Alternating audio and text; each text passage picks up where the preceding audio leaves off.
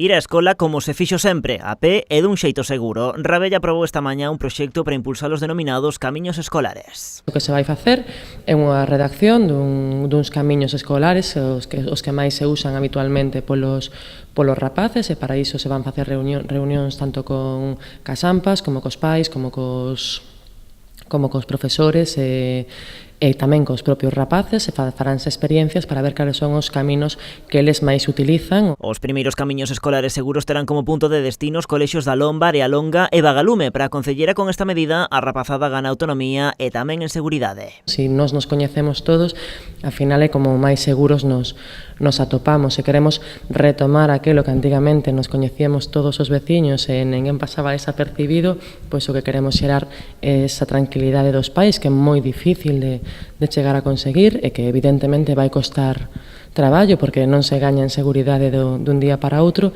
pero que creemos que é moi importante tanto para a mobilidade da cidade como máis importante aún para os propios rapaces. Para a posta en marcha dos camiños escolares seguros aínda haberá que agardar. Esta mañá aprobouse o proxecto en Xunta de Goberno. Pola de agora, Rabella evita fixar unha data para a súa implantación. Non podemos decir unha data concreta ata que este proxecto este un pouquiño máis avanzado, pero sí que nos estamos moi contentos, a verdade, con este proxecto, porque realmente, se funciona ben, que estamos seguros de que vai funcionar, podes elevar o resto dos colexios, que a nosa intención é que todos os colexios de Vilagarcía disfruten deses camiños escolares seguros. A Lomba, Arealonga e Bagalume, no seu conxunto, son os 3 centros da cidade que condensan o maior número de alumnos de toda Vilagarcía. De aí que o goberno local decidise que os primeiros camiños escolares tivesen como destino estes colexios.